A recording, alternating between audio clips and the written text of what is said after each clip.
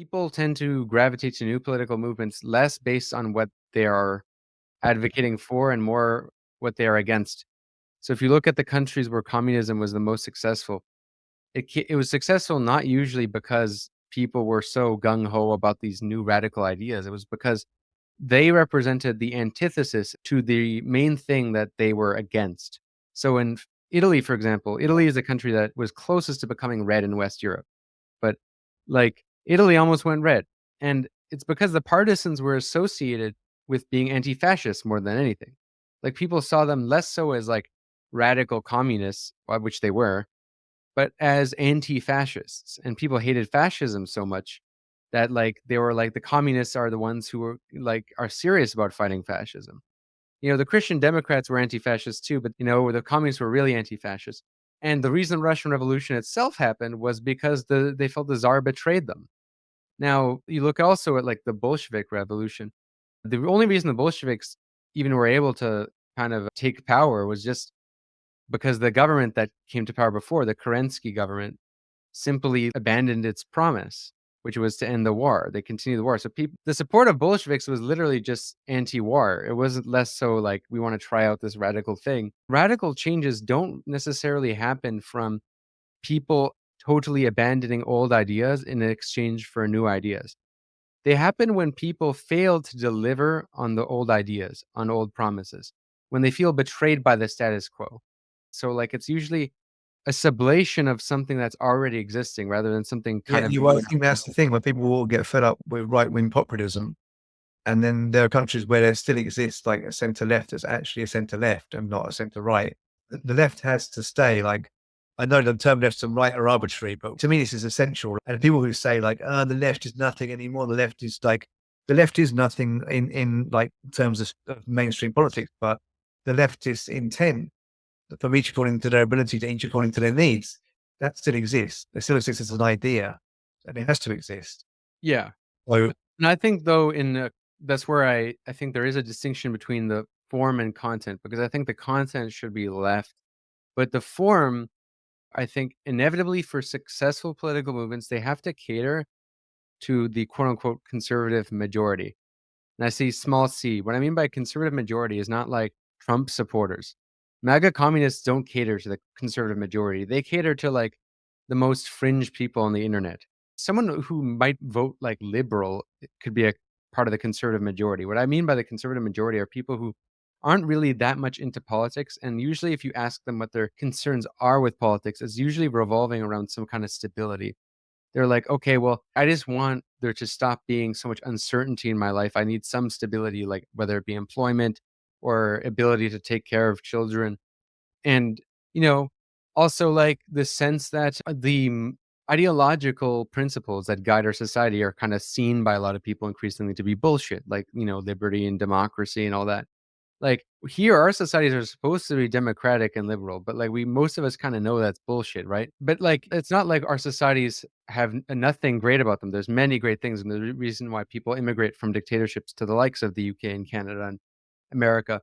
But, like, people feel betrayed by lack of democracy, for example. Like, they see this two-party duopoly and which exists in not just the United States, and Canada and Britain too, or so I think the conservative majority has these impulses, right? But they don't like radical talk. If you talk in terms of stuff that's too foreign to them, it just seems like a risk. And with a system that's characterized by so much instability, the last thing anyone wants to hear is a pitch about how someone's going to change something completely. They're experiencing too much change. They want less change. And that's why conservative populist talk is so effective. It's just a kind of like tranquil cope pill. And I think, yes, a left movement rhetorically is going to have to kind of play into some of that, but in content is what it matters. Like, I don't think that you appeal to the conservative majority by like shitting all over LGBT groups or shitting all over the left or whatever. I think like, no, instead it's just you moderate your rhetoric a little bit. Instead of talking about overthrowing capitalism or guillotining the rich, you talk about what the positive aspects of socialism is, and you frame it all in terms of like opportunity to fulfill human potential, having a more equal society, yada yada yada. Because there is a kind of left aesthetic, like a left brand, so to speak. which is all about like having the correct thing. You have to be more progressive than ever. You have to use all the latest terminology. And the fact is, the conservative majority, they don't know what pronouns to use. They don't know the latest correct term. Like, you have to moderate the rhetoric. I'm Lebanese, and I always tell people who are advocating for Palestine, to regular people, if you want to get them to sympathize, you don't go tell them like, hey, October 7th was good. That is stupid. Like, that just paints a picture that makes people sympathize less with the project. I can see that. Yeah, I mean, even what's his name? I never remember his freaking name. Norman What's Finkelstein? Yeah, Finkelstein said a similar thing. He addressed students in New York. He gave a speech, and he said basically that he said basically like, yeah, I would modify your slogans. He said, yeah, but I think also people's like emotional investment in Gaza. I think this is. You're listening to One Dime Radio. Become a patron at patreon.com/onedime to support the show and get access to extra content. We think that ideology is something blurring, confusing our straight view. Ideology should be glasses which distort our view. And the critique of ideology should be the opposite. Like, you take off the glasses so that you can finally see the way things really are. When you talk about a revolution, most people think violence, without realizing that the real content of any kind of revolutionary thrust lies in the principles and the goals that you're striving for, not in the way you reach them. Philosophers call someone a relativist, by which they mean it's a person that holds that any view is as good as any other view. My simple response to that is this: no one holds that view. No one believes that every view is as good as every other view.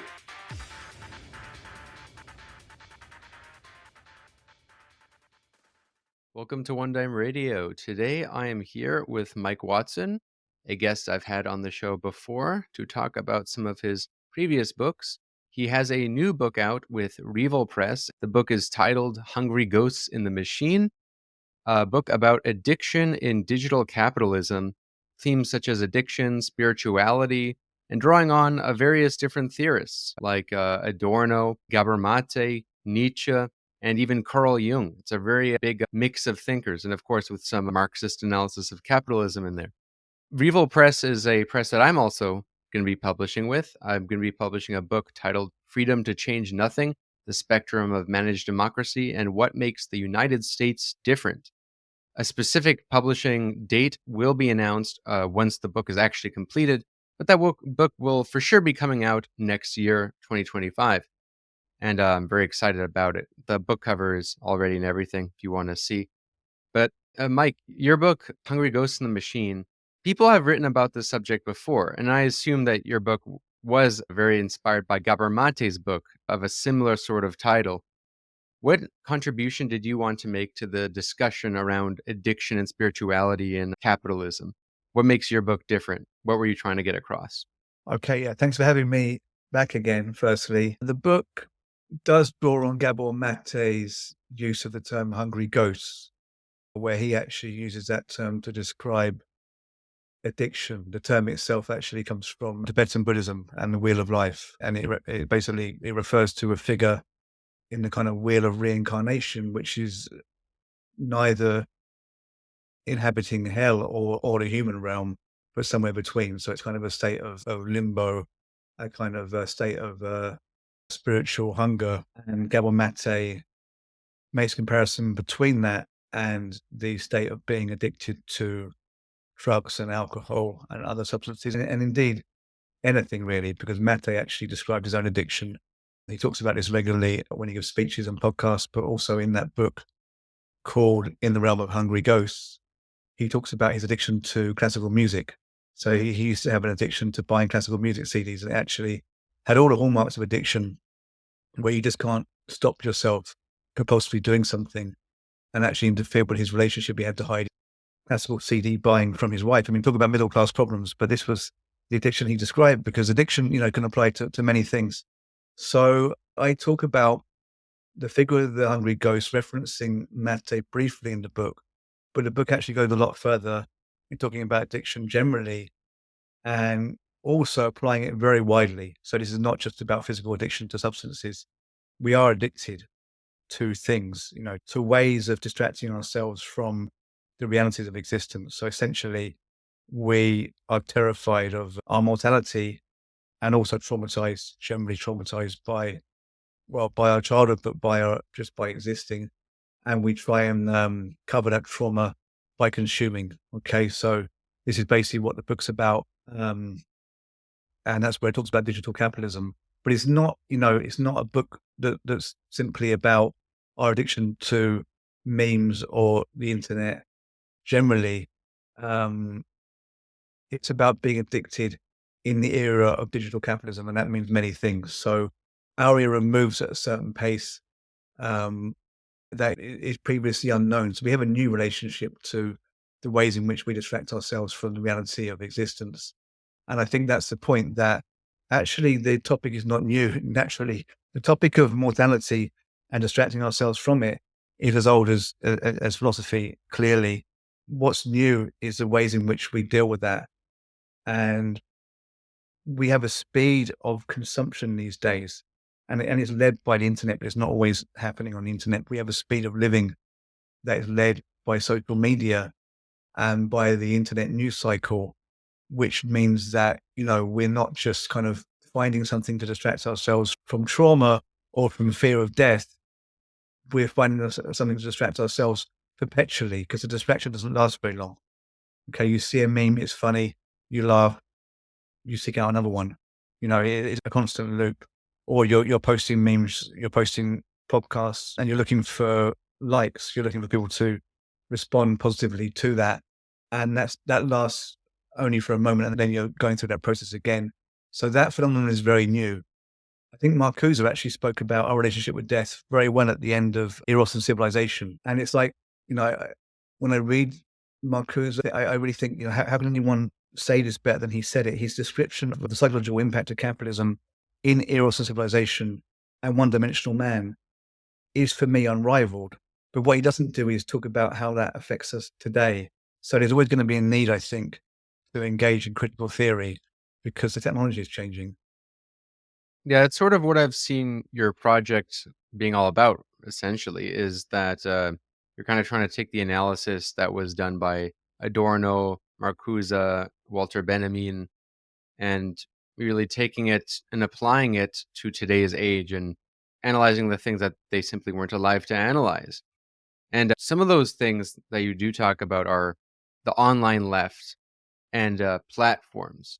There's a lot there to pick apart, particularly the part about cancel culture and the sort of incentives for why that takes place, why we're incentivized to kind of cancel each other and compete for small slices of social capital as opposed to collaborating. But I want to first touch in the theme of spirituality, because that's what you talk about earlier in the book. And, it's something that is quite interesting, the revitalization of this new age spirituality. I think I've seen it's very prevalent since COVID. And I'm curious what made you want to write about this specifically in relation to addiction, and also how Carl Jung influenced your thinking, because Carl Jung is not a typical thinker for leftists to read, especially these days, because he's been sort of popularized and perhaps bastardized by Jordan Peterson.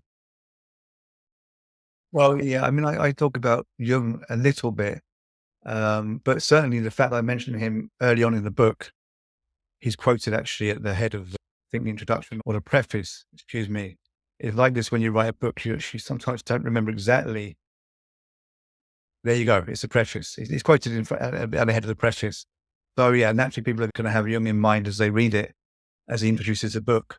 Jung, and I also mentioned Nietzsche. So there's two figures that are controversial at the moment for the left because of their links with the right. Now, Nietzsche, of course, we can't avoid this. He said very right-wing things. Although he said so many things, I think you have to kind of read his overall mood and his metaphysics more than some of his kind of statements that seem to be more thrown out there through aphorisms. As for Jung, I think he was more kind of not really political in that he was spiritual instead, which is a position I don't really generally agree with. But I find him very useful when we think about psychology and psychoanalytics, I think he does fill a gap that we can't deny there's something going on there in terms of spiritual impressions and narratives that are very present in the human mind that we can't just reduce to perhaps the byproduct of unfulfilled jouissance or sexual frustration. So I think it's important for that reason. And I just think we're living in a time where we're missing, we're missing a narrative. We've always relied on narratives. There are very clearly spiritual narratives that, that are thrown up in moments of crisis for the individual and for society. The kind of things that came about in some of the ludicrous conspiracy theories that were peddled in the run up to the 2020 election in America about sort of blood sucking and baby eating Democrats. This kind of thing was being said about the Jewish community in Nazi Germany, and you get the same tropes repeat. So these are things that exist, if not in our DNA, then in our culture so strongly that they emerge very easily. And the right wing concoct these stories, but the left wing seem quite bad at that. So I think we really need to engage with spiritual narratives. And, I was also thinking that we are in a moment of intense mental health crisis on a large scale since COVID. But, I think COVID can explain some of that, but we just live in a very troubling culture, very difficult times. Actually, social media doesn't help and the news cycle doesn't help. I mean, the news cycle is, when you talk about social media, is perpetual. And we're looking at news stories that we can do nothing about. And I see that causing a lot of mental anxiety. If we're looking at Ukraine and Gaza, in times of mental crisis, then people look to obviously well-being solutions. Mark Fisher wrote about well-being and how it being kind of manipulated by capitalism, or how, well-being as such is kind of a capitalist form. I mean, not exactly what Fisher said, but well-being, the term well-being can be seen as kind of a fluffy capitalist. Like wellness. Yeah, wellness can be seen as a kind of, yeah, exactly, as a kind of substitute for psychoanalysis or serious spirituality. It's something that's very easily marketable. So I think the one of the loops we have, one of the kind of dangerous loops that we're caught in, is that we're made ill by social media, but then we seek solutions through social media. So you may be caught in an addictive loop, which actually, it causes anxiety. So you're going to social media because you're anxious. You want to be reassured. So you post things and you want to see how many likes you get, and you're not ever satiated by that. So you keep reposting and reposting. This makes you more anxious even. So you start looking at spiritual pages. And I talk about what you can call a cult of 1111. 1111 being the numbers 1111. And these are sometimes called angel numbers. All the psychic cult stuff, the psychic things that people get into too. Yeah, psychic. It's very linked to synchronicity. So Jung talked about synchronicity being meaningful coincidences. So things that seem like, random but incredibly meaningful. So you're thinking about something and then you see it in the street. So you're thinking about a person and you suddenly see them. You're thinking about a person and then they call. And so that creates huge significance. And so Jung would say that these kind of meaningful coincidences should be taken seriously. But he was very on the fence as to whether this was a spiritual sign or whether we can consider it to be a coincidence that we can still treat, as a sign in a way that can help us to build a narrative. So people who are anxious, depressive, psychotic are very receptive to these kind of synchronicities. So they can have, they can have very strong meaning for people who are mentally ill. So yeah, the problem is that social media kind of messes with this. And there is a kind of community that this is not really related to Jung. This is more related to numerology, which is kind of a mystic form that goes back for millennia and relates to various different spiritual practices. But the idea that certain numbers have spiritual significance. So there's this idea that the number 1111 or 1111, that's your angels trying to tell you, like, you're on the right path. Or there are different versions of this, but the point is that people have got kind of neurotic over this, for want of a better word. But this has kind of really drawn people in because you see 1111 anyway often twice in one day if you have a, 12-hour clock. So you're going to see it in the morning and in the evening.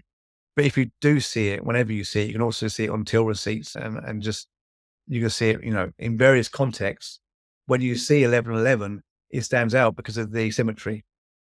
So people see it and they're kind of surprised by that. Oh, 1111, that must mean something. And so they go maybe to the internet and they Google 1111. What does this mean? And it will say it's your angel trying to speak to you. When you see 1111, it's trying to tell you that there's something significant about a thing that you're thinking about at that time.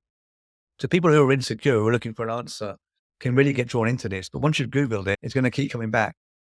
So you Google it, you see 1111 again because you Googled it, then it's going to come on your Facebook feed, maybe in your Insta feed. And there's a lot of Insta spirituality sites dealing with numerology. I think it can be 1111, it can be 333, 444, 777. There are different combinations. But the point is that the aspect of synchronicity, of the meaningful coincidence, gets kind of messed up by the algorithm, because you're going to keep seeing it again and again. You're going to keep seeing it again and again anyway. So I talk about that and the danger of social media, and compare it actually to Adorno and what Adorno said when he was studying horoscopes. So Adorno studied a lot of, he trawled through a lot of horoscopes in newspapers. Like astrology? Astrology, yeah. So they're kind of small astrology columns in newspapers where, there'll be 3 lines on what's going to happen. Still very popular today. They're very popular today, yeah. Probably about 70% of women I've met Mm-hmm. believe in astrology. Okay. So, even women who have met who have been quite intelligent otherwise. It's very fascinating to me. I still don't understand why. Yeah, But but I don't know. I have to question the science there. You're going to have to do an actual study. I have to do an actual questionnaire. Like for men, we have stock trading and cryptocurrency. That's our astrology, Yeah, yeah. I mean, Adorno kind of went through recording a lot of the things that were written in astrology columns, and he found that they tended to reinforce the dominant kind of ethical values of the day. So somehow your astrology column would be leading you, into working hard. So, just work hard and it will be okay. Be a good wife and it will be okay. So I think it's similar today with 1111. I mean, by saying that, I mean that the algorithm, it keeps people in a stasis. So, people get panicked, they get neurotic, they get nervous, anxious, depressed, and they look to spiritual Instagram for answers, or they look to YouTube and they start watching, spiritual videos on YouTube. And that will keep the person hooked in, the same as if you get into politics. If you get into left-wing politics, you get hooked into posting on Instagram, perhaps looking at memes. I think the key difference is that, like, the psychic industry and all that, I just see that as a cope industry. With the decline of religion, we just have different copes to replace it. That kind of makes these copes far more schizophrenic in nature, in the sense that they're so scattered and not stable, and also lack the community and rituals that religion provided, a kind of more sense of stable copes, whereas we have a Yeah. very chaotic copes. And kind of what me and, I don't know, like, what we're all doing, at least I think, is not really copes, like, in the sense that I don't really try to give people, like, overly simplistic answers or grand narratives to things, I mean, I think that's true to some degree, but, people's brains are wired differently. So, I mean, for some people to cope, they're going to have to pass their coping through a whole kind of theoretical explanation, because their brain needs as a part of the coping, is their brain needs to engage with Adorno or Marx or something like that. Yeah, it's like So, cope going to the gym instead of, yeah, smoking weed and eating Doritos. yeah, okay, but I mean, it is, but it's not entirely a choice. I don't think. I think that we make up a particular subset of society, and it's quite a good thing today that we have the internet, because it's like I'm talking to you, you can talk to Matt McManus next week or whoever you're going to talk to. We all get to talk to somebody who has a similar mindset, so we get to connect with people that also need to go through this theoretical process. If we were into maths, we'd have the same thing. I don't know if there are maths podcasts, but we might find a network online of people who are real maths nerds, and those people would, I think, we doubt that their brains are wired to maths. They can't help it, and they need the maths. So I don't know how much we're really making a choice. I think to some degree it's cope, I mean, it might be that we managed to make a change politically, and we can say, well, we weren't just coping, we made a change.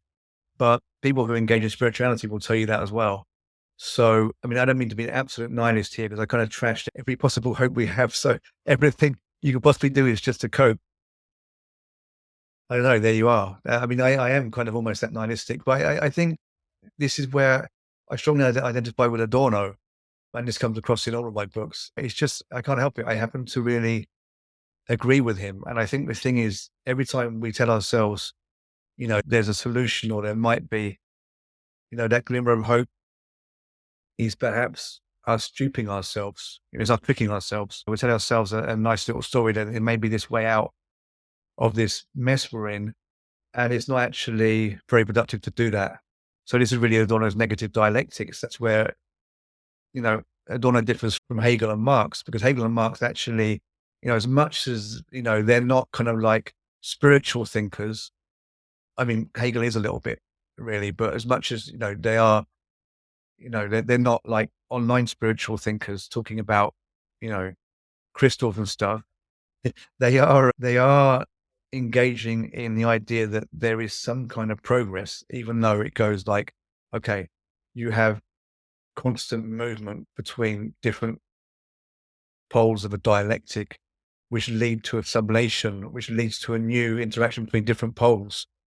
They still have the sublation, which, if you read their books, feels like it's going forward or upwards. It feels like there's progress of some kind. You can't deny that there's progress in Hegel and there's progress in Marx. Whereas Adorno he completely jettisons the progress. There's no easy, simple way out of here, is basically what he's saying. And yeah, I mean, that's not entirely what my book is about, to be honest. But you see, it does touch upon that, because if our main problem really as a species is that we know we're going to die and we can't accept that. So we keep trying to accumulate things. We keep trying to accumulate material, but we try and accumulate successes as well, to try and kind of bolster ourselves against the threat of death, even though we're always going to lose. We would be much less conflictual as a species if we would accept the fact of our death, which is very hard to do. But that is, I think that's largely the conclusion of the book. Yeah, maybe elaborate a bit on that, because like the main point you were trying to get across with your book, because it is a very short read. It's like only about 89 pages, excluding the Yeah, citations. it has a preface that's fairly long. It is, so it's about 99, I think. But yeah, Right. Yeah, very short read overall. It's like a Byung-Chul Han book, kind of, and or like a Mark Fisher book. And yeah, I'm kind of curious for the audience, like the main point you were trying to get across, and maybe elaborate on that conclusion you just alluded to. Okay, so I mean, the main point of the book is that we're all addicted, and I mean that is a sweeping statement, but I would say it's largely true in Western and post-industrial society, that we are hooked into a cycle of addiction, and that functions by trying to offer us a way out of our insecurities, and that our principal kind of founding or originary insecurity is the insecurity. Well, there's two things. There's the insecurity of being born or of early childhood. So there's a point when very early on, you're going to be taken away from the comfort of the womb. Okay. Certainly you're going to have a point in your infancy when, everything that seemed to make up your world and support you kind of falls apart. And then that's going to happen again several times through your life. It's going to happen again in your teenage years and in your adult life at some point. But we have a progressive realization of the fragility of our existence. So it's principally a fear of death, of harm to ourselves and of death. We could call it a fear of nature, and it's a fear of the world outside us. And we will try and find ways of ignoring or, of overcoming that fear temporarily. So, that can be through some kind of play when you're a child. It can later on be through drugs, through sex, through memeing or scrolling memes. So basically the book is about our addiction and the ways in which we cope with it, and the fact that digital capitalism has sped up the process of satiation. So you satiate yourself by finding something to kind of plug that kind of terrible fear we have, obscure that terrible fear we have. So we find something, but under digital capitalism, that thing is so momentary that we've never really got the thing. Because I think, we're all looking for credibility, as we always have been, but credibility often means information. How can you be useful in your social group? Gossip is a very important facet of being human. Okay. So we basically, we become useful through our ability to provide information. This used to be down the pub, classically in the 90s still. Now it tends to be online. So if you haven't got the latest information, then you're not really important or useful. Okay. So I think that's partly what's happening.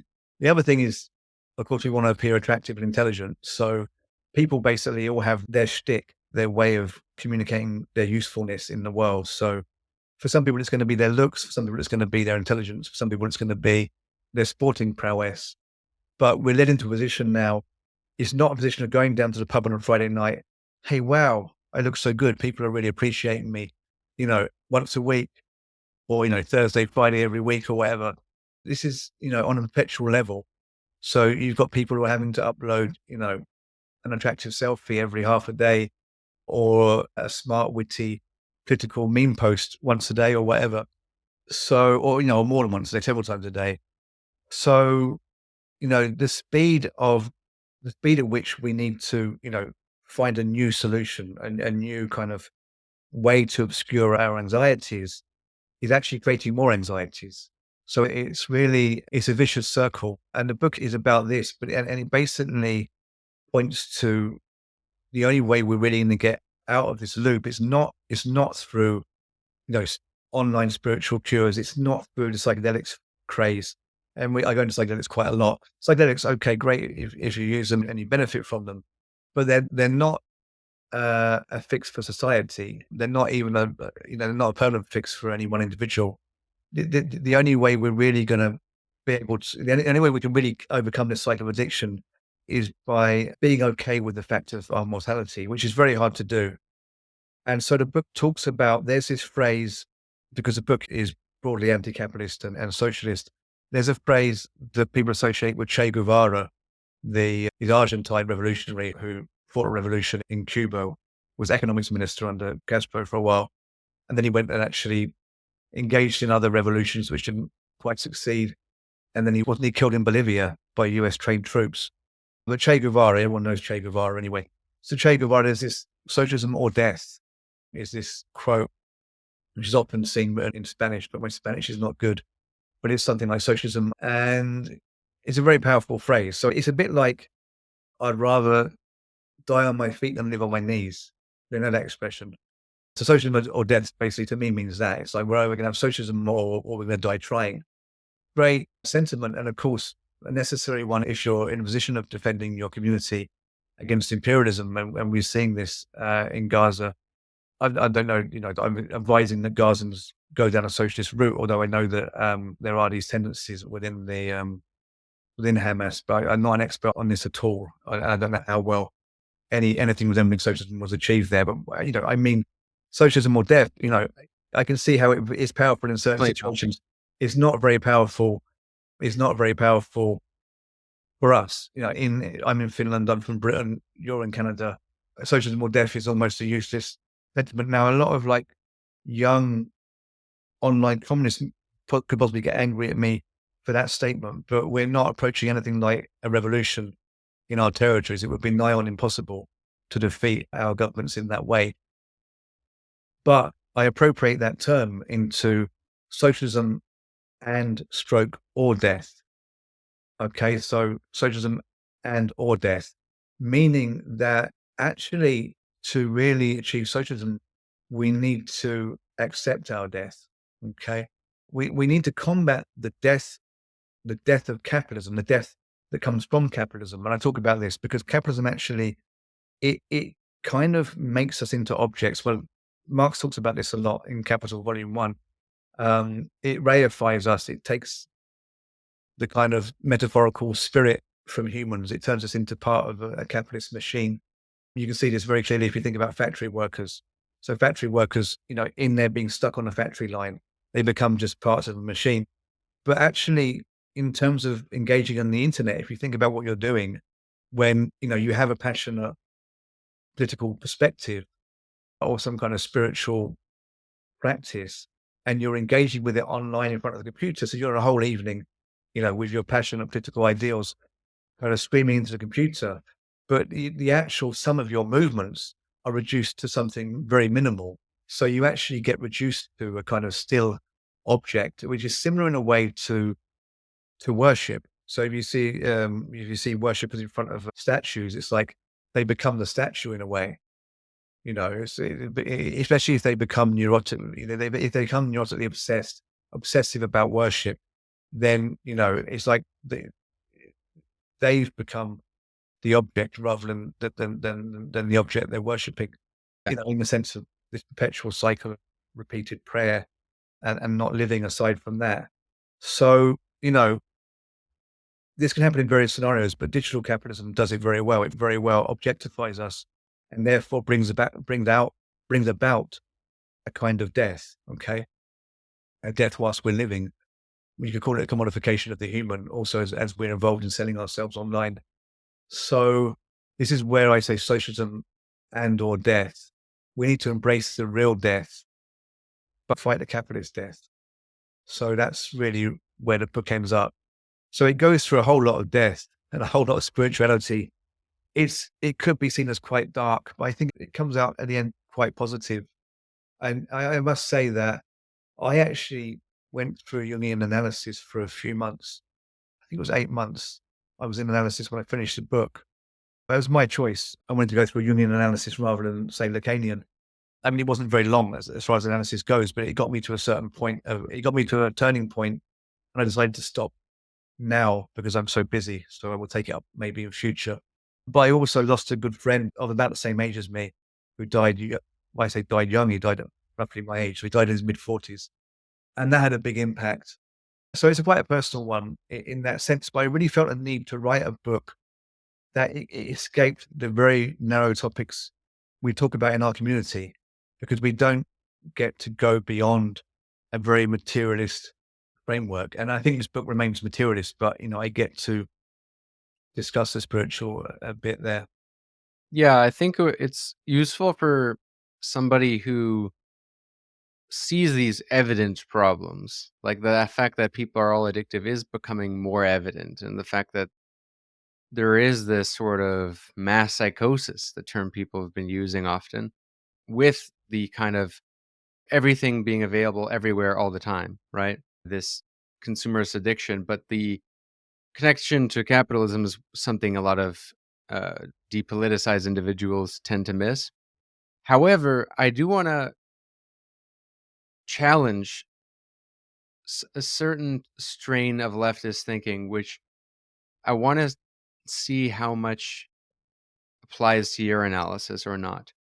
Because, Marx famously said, religion's the opium of the poor, but now opium's the opium of the poor. And we have all these other kinds of opium, copium, if you will, right? Like, especially online, all these different copes, a cope industry. And the system kind of makes us, it's characterized by three things, really, like being broke, cope, and dope, right? It's like characterized by these three things. But what I'm a little skeptical of is the idea that this will all be fixed with socialism or going beyond capitalism. Because I think people will need copes, was arguably forever. It's the extent to which might be different is a solution just to get better copes. Because, I will criticize a strain in Adorno's thinking. And in a lot of philosophers that I read, Marcuse, Adorno, and that'll say the philosopher's standpoint. They have a kind of epistemology that is very exclusive to a philosopher.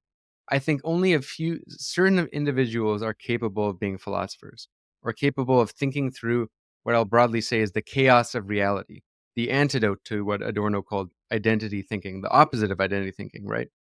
Being able to think through uncertainty, to not have like the need to escape reality all the time. I think it's not true that just overcoming material scarcity will require people to it will mean that people will no longer need copes. Because if you look at rich people, they tend to be the most addicted to drugs. Like, rich people get addicted to heroin and cocaine, and they're all in these strange copes.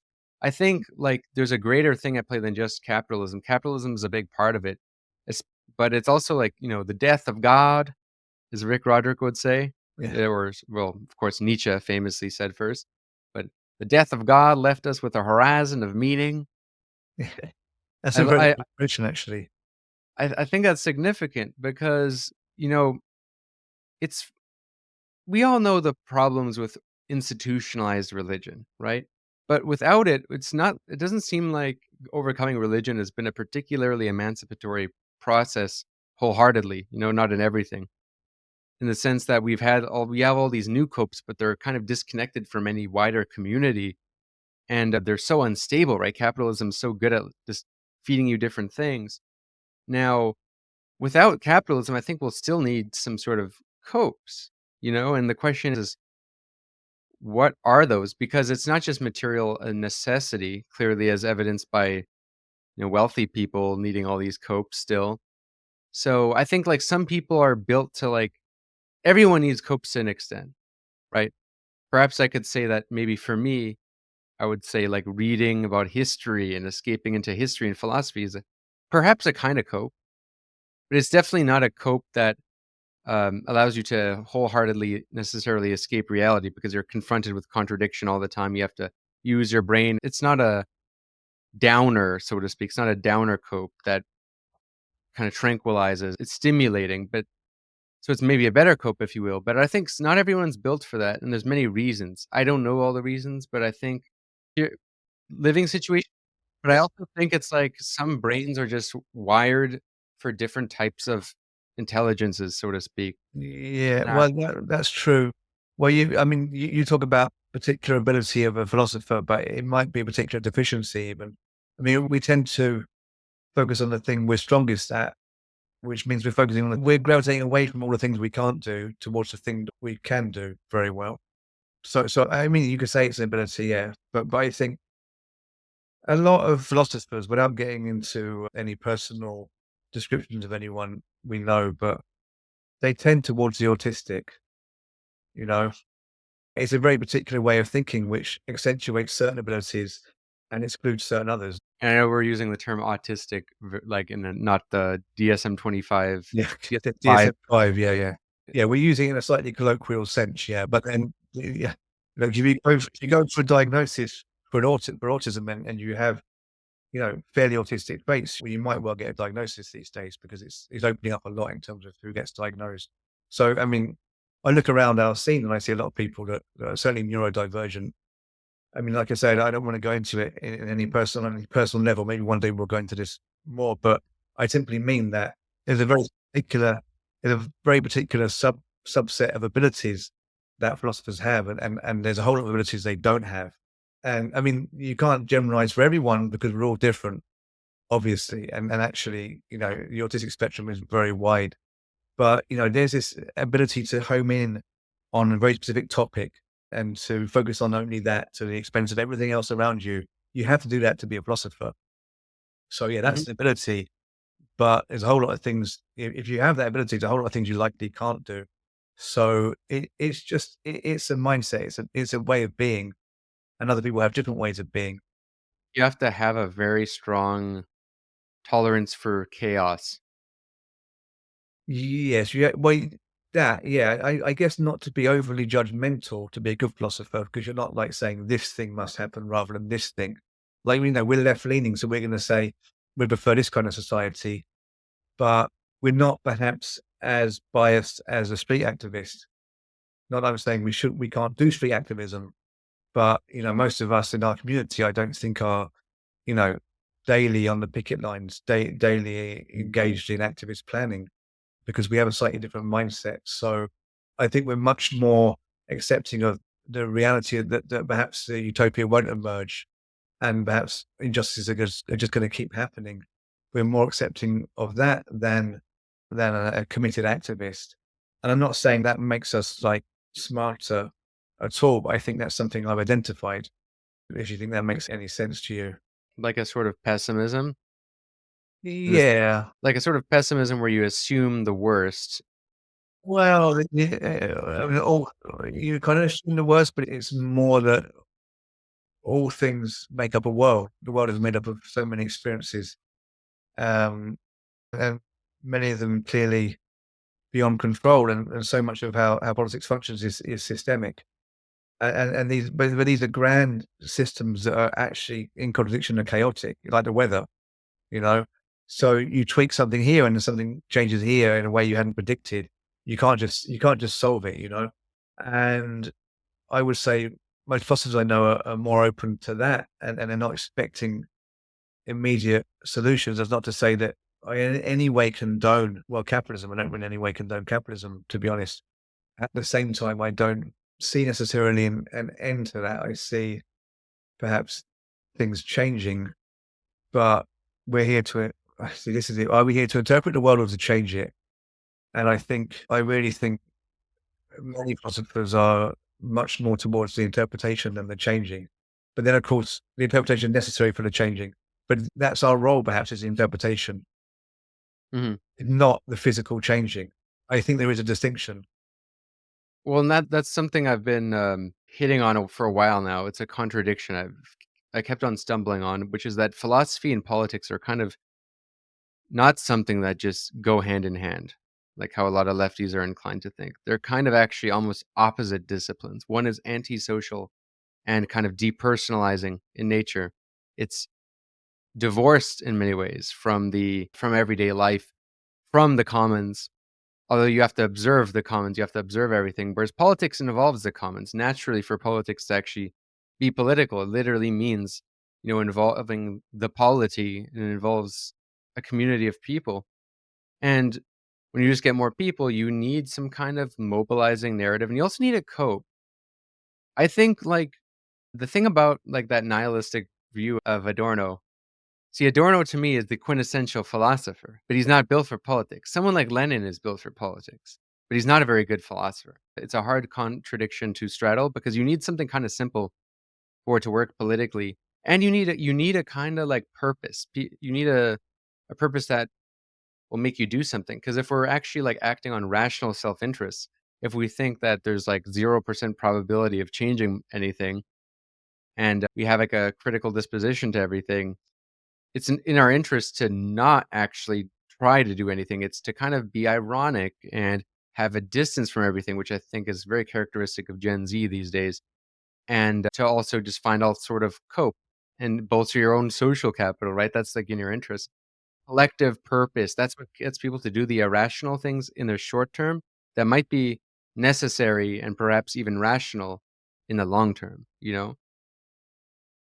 Yeah, I think it's worth kind of thinking about where Adorno is coming from.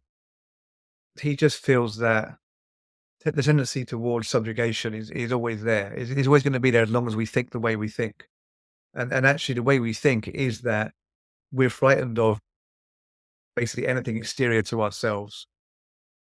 So the subject, the human individual, is frightened of what we'd say in simple terms is the object or the natural object, i.e., nature. So we're frightened of anything that can impact on ourselves. And so we separate ourselves off from that. So we consider ourselves to be, separate from nature. That's then the origin of the term subject object. Already implies that, or at least I, me, and nature. That implies that separation. But the nature's always there because it's in us. We are from nature. And when we talk about the fear of nature, we really mean the fear of death, because you don't fear volcanoes. You fear the death that they can create. You don't fear viruses. You fear what they can do to you. So, we're frightened of death. Therefore, we try and create situations in order to evade it. Mythic thinking, magic ritual, religion, capitalism, all these different periods, they all contain this element of subjugation of nature and Mhm. subjugation of each other, which often involves racial stereotyping and scapegoating as well. So Adorno is saying this, and he's saying, unless we until we get away from the flawed way of human thinking, we're going to be stuck with conflict. So when in 1969 his students were protesting, he basically was saying, well, look, you're going to repeat what the fascists did unless you deal with your inability to think outside identity thinking, the tendency to identify and categorize things. I mean, me and you have gone through this before, and I think you follow this argument. So I think he's still correct. Whatever Marx has come up with and Lenin has achieved. You agree? I follow the argument, and it's very similar to Marcuse at the end of One Dimensional Man, where he kind of thinks that you need to escape one-dimensional thinking in order to not just like have even workers control. If they don't escape one-dimensional thinking, they will reproduce a sort of one-dimensional system, kind of like capitalism.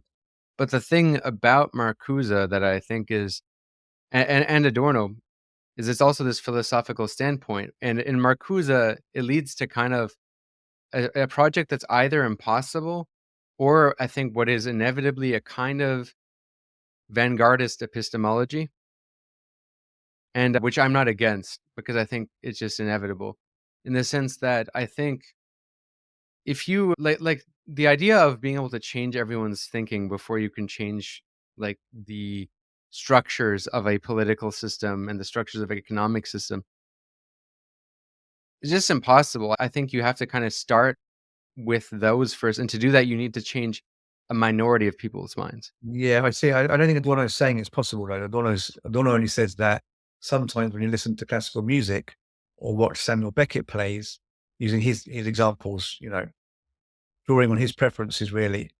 Um, Sometimes when you do that, you experience this moment of losing your boundaries and then being at one with nature. And as we've gone through this before, and it's relatively easy to follow, but he's not saying that really can be scaled up to society. He's not saying that's something that's going to solve the problems. He's just saying that can happen.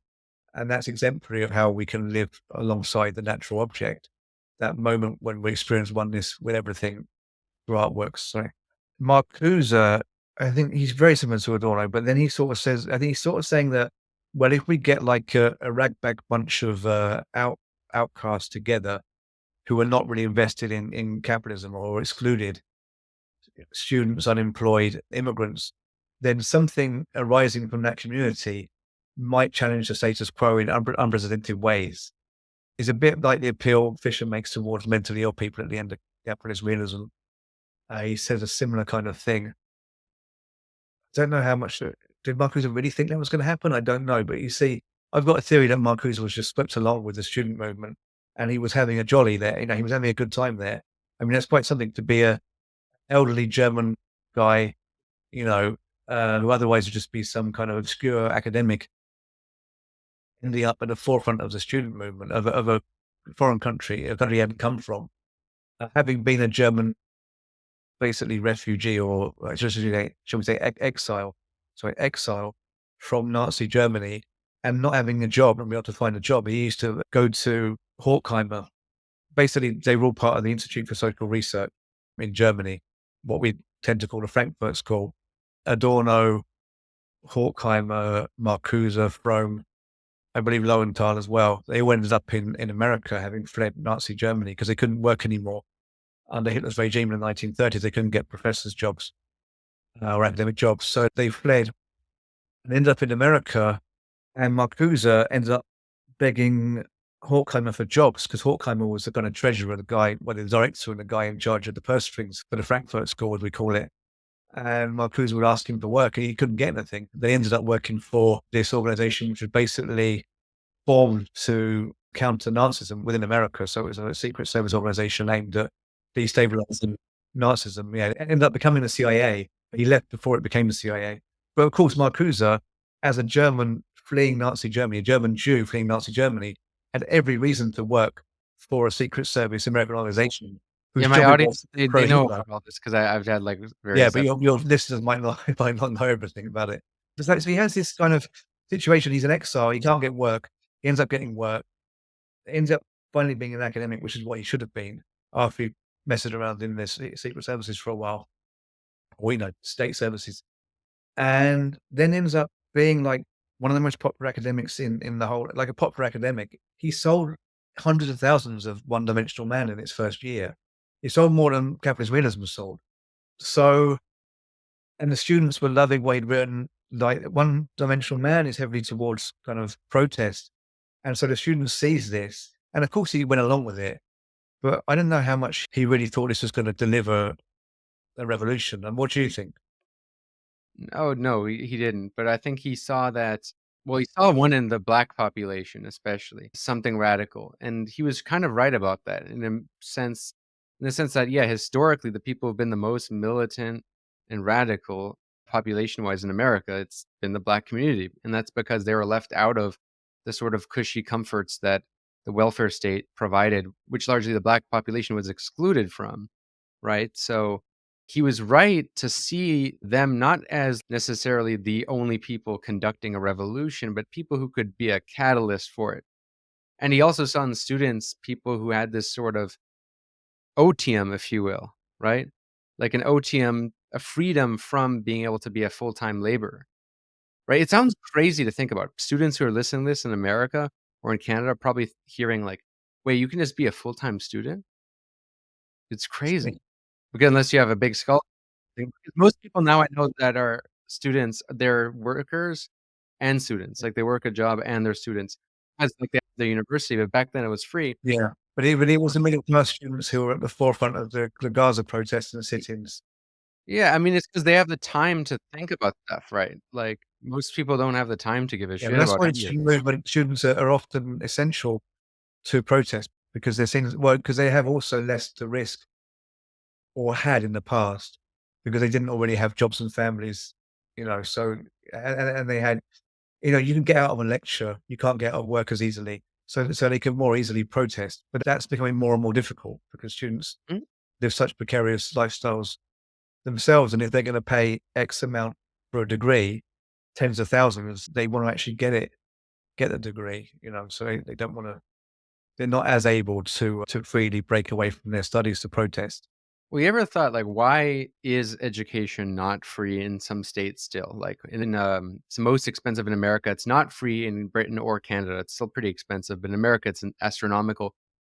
It would actually be in capitalism's interests to actually have it be free because you would have more money to be able to go spend on consumption, and declining consumption is gonna be a huge threat to capitalist profitability in the future and already is. So you'd think, why don't they make it free? And it's, like, kind of a way to undercut democracy, like, to undercut basically resistance. Like, I saw neoliberalism, and that's Sheldon Wolin sees it this way too, is like neoliberalism is kind of a literal crackdown on democracy in the sense that it wanted to kind of destroy the stability that some people had, which allowed them the freedom and time energy to kind of go and resist, you know? So like neoliberalism is a sort of political movement. It's not this inevitable capitalist movement, right? It was a political response to kind of new stage in capitalism because in the same sense that the welfare state was a response to capitalism's failure, Mhm. neoliberalism was a response to capitalism's failure to deal with its own resistance that it produced. Okay, yeah, yeah. I mean, by that token, we're entering maybe a new period again. Perhaps, yeah, like a techno-feudalist period, because I know rents are like Eh, the main form of extraction now, especially in this country I live in. what would you say? What you say? Rents. Yes, like most wealthy people in Canada, like overwhelmingly, their wealth is stocked up in real estate. Like it's not in owning a business or factory; it's the real estate that makes them the big money, and Yeah, that's like not very productive as a form of capital. yeah, yeah. Well, yeah, politically, we are somewhat in trouble, yeah, on many counts. I mean, you can also add in AI there and the various ways AI can be used to stop people from challenging the government. And then that's quite terrifying. You got AI at the end of your book, actually, and I do mention AI there, yeah. yeah, there's a Oh, one great quote where you said, "What we fear in AI's inhumanity is our own." Maybe elaborate on that a little bit.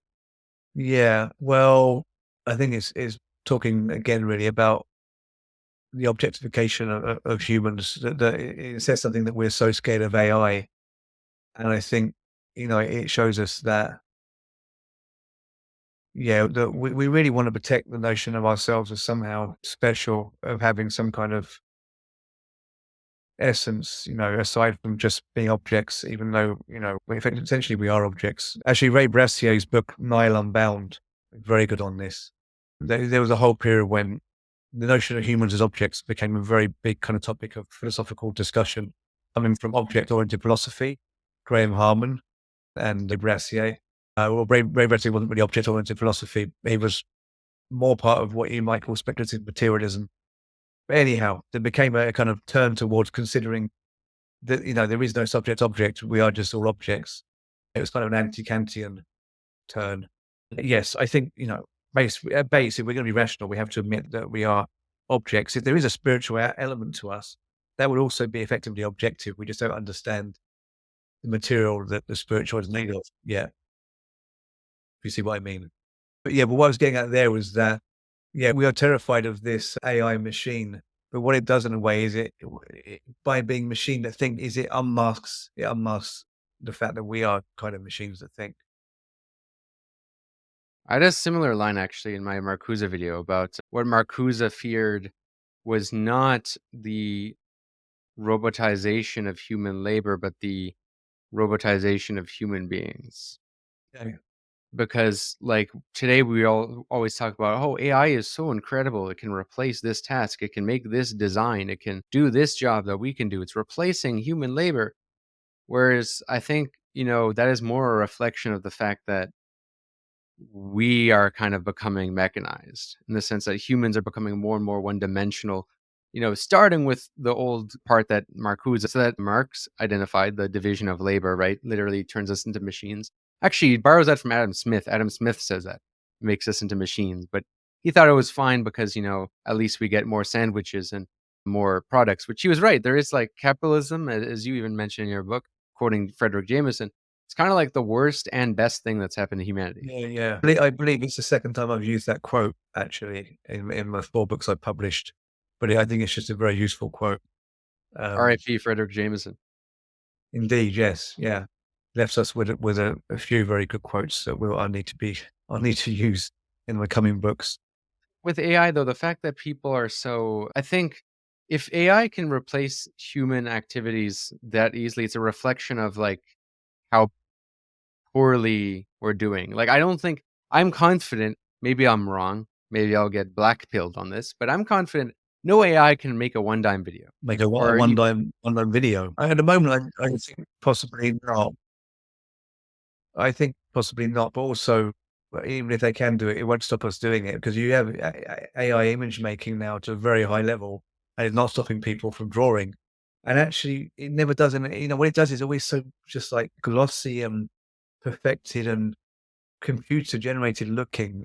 Even if you ask it to do a drawing, you still get something from an actual human hand making something, which you just can't get from a computer. And maybe you even can somehow do that, but the human's still going to want to do it themselves. And I'm still going to want to know what you think, and you're going to know what I think, and other people. What do humans think about this? I mean, this book's just come out in English, Western Marxism by Lacan, this Italian thinker. Looks very interesting, and it's people are they're all getting copies, and they're really eager to see what he's written. It's a book that's published in Italian a few years ago. Lacan, he passed away a few years ago as well. But the book basically is an in-depth criticism of postmodernism and the Frankfurt School.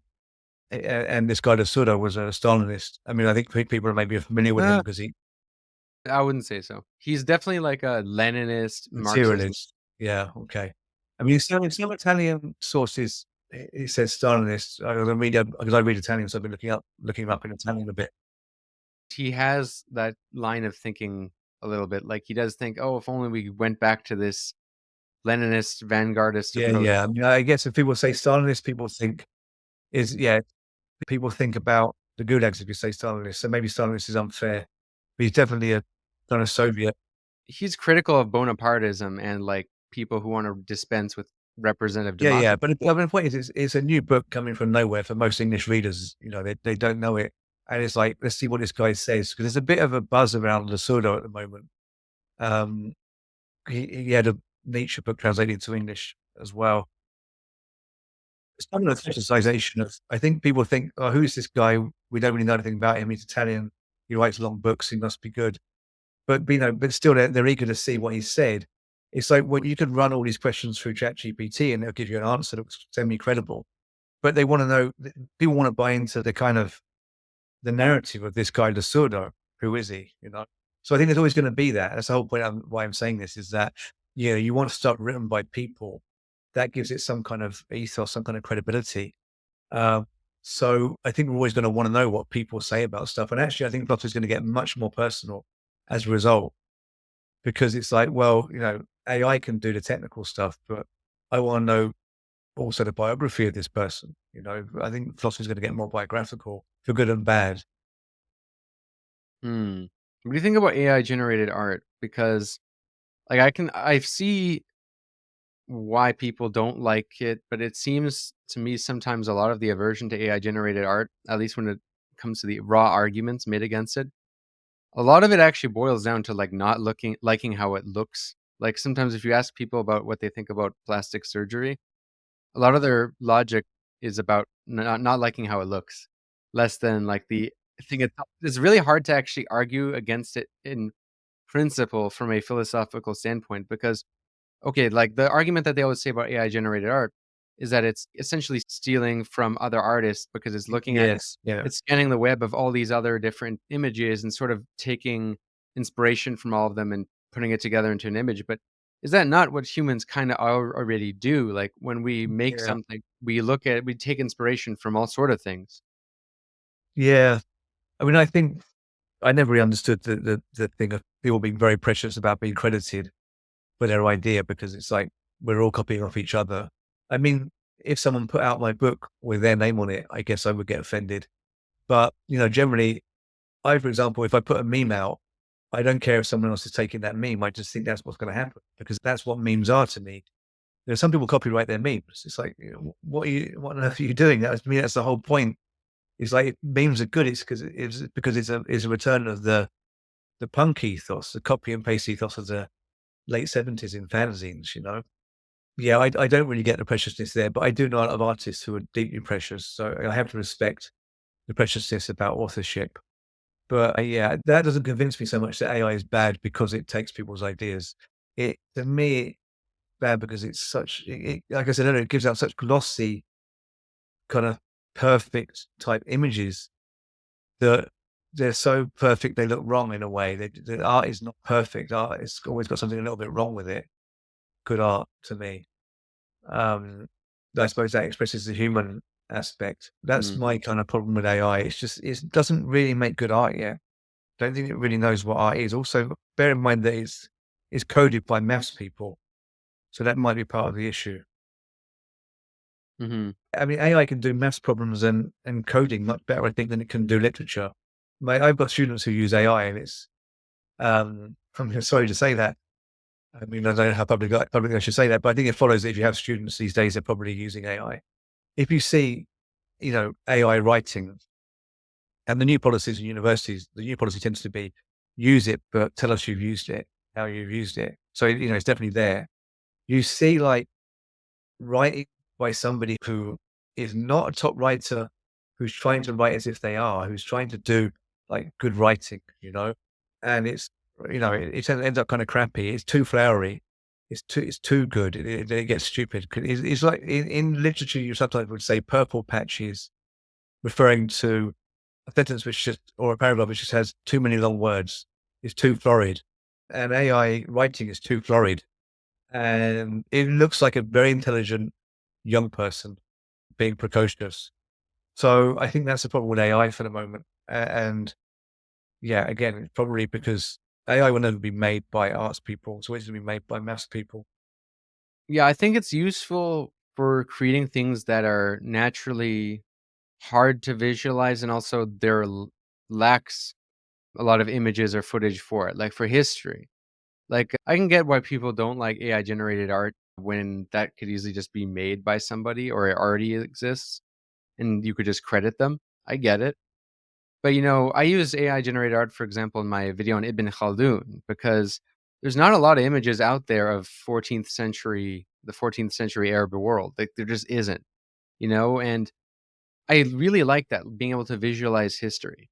So like for me, like AI being able to visualize the 1400s Yes. or you just being able to kind of visualize stuff that is left to our imagination. And I guess that's very anti-Baudrillardian because it is like, it's advocating the simulacrum, but for telling history, I guess in this digital age in which we're kind of stuck in, whether we like it or not, it's really hard to do videos on stuff like that takes place in a time where we have nothing but a couple of paintings depicting, that time. Maybe we have to make history more engaging to get people to actually be interested in it.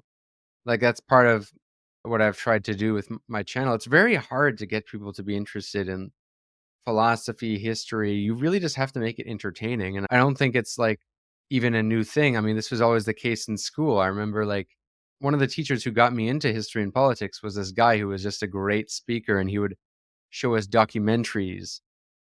You have to do that to get people who aren't like otherwise very interested in that to be interested in that. So like, yeah, I see, like if it exists, AI might as well use it, because it's like, but use it for something that's actually productive.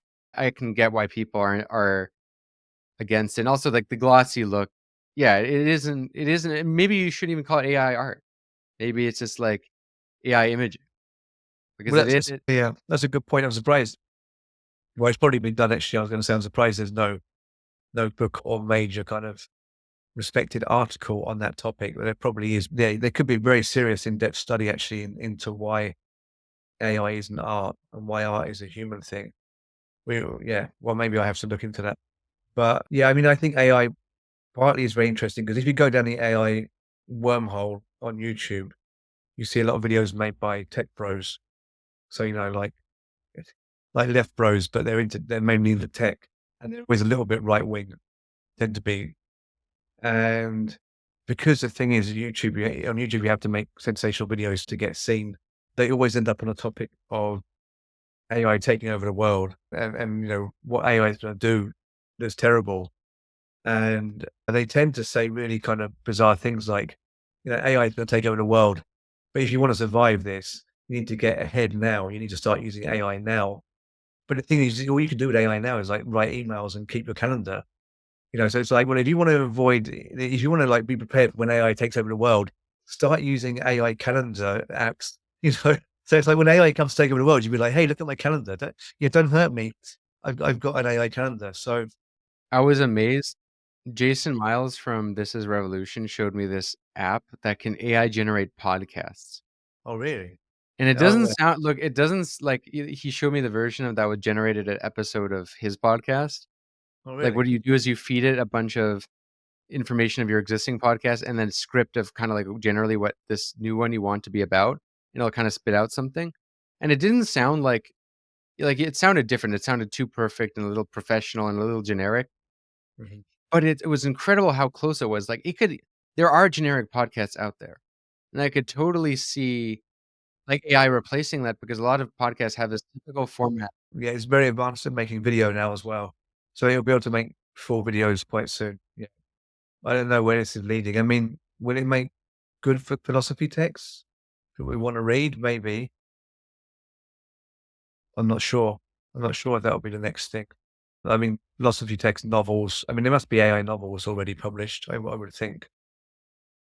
I don't think it could do philosophy for two reasons. One is it couldn't do like proper philosophy in the sense that it's always going to be binded to one-dimensional thought because based on how AI works, right? It's essentially just reproducing and repackaging what already exists. It's literally code. Mhm. It's not the reversal of code. So, Yeah, yeah. that is one-dimensional thought, the inability to go beyond the existing state of affairs. So, like, it's gonna kind of be more of the same. To be able to have, like, novel philosophy, I don't think it could generate it very well. It could generate maybe an essay that summarizes famous philosophy texts. Yeah, I mean, they can't do it very well now. I don't know. People can't do it very well. Obviously, these things, yeah, these things are going to get better. Well, people can't do it either. Yeah, Yeah, I want to transition to the back room, and a Yep. theme that I want to discuss, in which we can use to branch into all sort of different things, is sort of the implications of what a post-socialist, a post-capitalist internet would be like. Because you kind of give hints at that at the very end. Like, what would platformism and online content creation look like in a non-capitalist way? And I kind of want to discuss that because it also brings a discussion about the nature of capitalism. I'll wait to the back room to explain what I mean, but I think communism is naturally a little bit conservative. And what I mean by conservative is not reactionary or not right wing. I Mhm. mean, like, conservative with a small c, in the sense that it's conservative relative to the rapid progressive change of capitalism. Because I think capitalism is so rapid and it changes so rapidly, and actually kind of permissive liberal view that looks upon consumption as not something to be guilty about and something that encourages you to consume as much as possible, to have no limits. I think that's a world without limits is perfect for capitalism. Mhm. But I see communism as one of community and almost one as of a kind of stability, but that nevertheless still expands human potentiality. But I guess we'll go into that to the back room. Before we do that, any last things you want to plug? Well, I plugged my book again. So here's my book from Revol Press. You can't really see because I've got a blur on. Hungry Ghosts in the Machine. And Tony, can you please put a link there? Oh yeah, of course. Yeah. So there's a link down there. You can buy it from Revol Press. You can buy it from all major online stores. So please have a look at that. Revol Press also has a book by Bram Giebon, The Darkest Timeline, well worth a look. And then I believe, yeah, obviously One Time's also publishing with Revol Press. So check them out, check my book out, and thanks for Derek listening. Varn.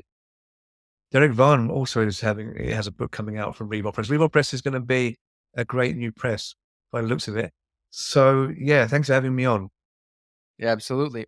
See Listening. you in the back room for the discussion on the internet in a post-capitalist world and the conservative nature of communism. My only hope is that when enough people become pessimists, then out of despair somebody maybe does something. But you know why I also like to be a pessimist?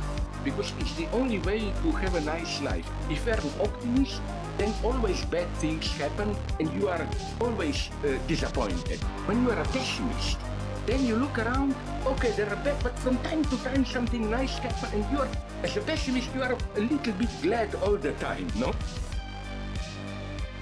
You are listening to One Dime Radio. Become a patron at patreon.com/onedime to support the show and get access to extra content.